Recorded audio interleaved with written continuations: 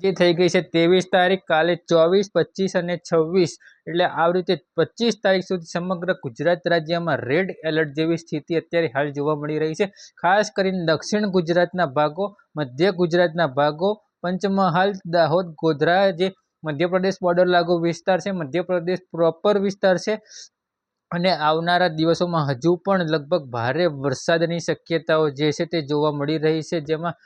મહારાષ્ટ્રના ઘણા બધા વિસ્તારોનો પણ સમાવેશ થાય છે। દક્ષિણ ગુજરાતના ભાગો, વલસાડ, નવસારી, તાપીના ભાગોમાં પણ વરસાદની શક્યતા હાલ જોવાઈ રહી છે, જેમાં ઘણી જગ્યાએ અત્યારે હાલ 12 થી 13 ઇંચ સુધીના વરસાદ અને અડધો કલાકની અંદર મધ્ય ગુજરાતના ગાંધીનગર, અમદાવાદ જેવા શહેરી વિસ્તારની અંદર 6 થી લઈને 7 ઇંચ સુધીના વરસાદ અને અમદાવાદની અંદર તમામ પ્રકારના અંડરપાસ છે તે બંધ કરવામાં આવ્યા છે। મળતી માહિતી મુજબ અત્યારે હાલ દક્ષિણ અંડરપાસ જે છે મણિનગરનું, તે પણ અત્યારે હાલ બંધ કરી દેવામાં આવ્યો છે, જે વરસાદી પાણી ભરાવાના કારણે ત્યારે હાલ બધા અંડરપાસ બંધ કરી દેવામાં આવ્યા છે અને હાટકેશ્વર જેવા વિસ્તારોમાં પણ સારો વરસાદ થતા ત્યાં આગળ પણ વરસાદી પાણી ભરાયા છે। વાહન ચાલકોને ઘણી તકલીફ પડી રહી છે। મિત્રો, જે આ વરસાદ જે છે તે સિસ્ટમ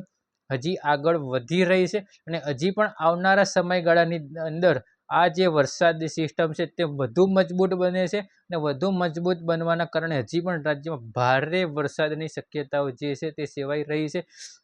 ભારે વરસાદની શક્યતાઓ સેવાઈ રહી છે અને દક્ષિણ ગુજરાતના જે ભાગો છે ત્યાં પણ સારા વરસાદની શક્યતાઓ સેવાઈ રહી છે। એક બાજુ ઉપરવાસમાંથી સાબરમતી નદીમાં પાણી છોડવામાં આવી રહ્યું છે અને બીજી બાજુ વાસણા બેરેજના દરવાજા પણ 6 થી 8 જેટલા દરવાજા પણ ખોલવામાં આવી રહ્યા છે, જેથી કરીને જલ્દીથી જલ્દી અમદાવાદ વિસ્તારમાંથી પાણીનો જે નિકાલ છે તે થઈ શકે। આવી રીતની અત્યારે હાલ જે પોઝિશન છે તે જોવા મળી રહી છે અને જેવી રીતે આપણે આગાહી આપી હતી એ જ મુજબ જે જુલાઈનું છેલ્લું અઠવાડિયું છે, જેમાં આપણે 15 થી 20 તારીખમાં સામાન્ય વરસાદ જોયા, એના કરતાં પણ અત્યંત ભારે વરસાદો જે જુલાઈના છેલ્લા અઠવાડિયામાં વાત કરી હતી કે સારા વરસાદ થશે, સિંચાઈને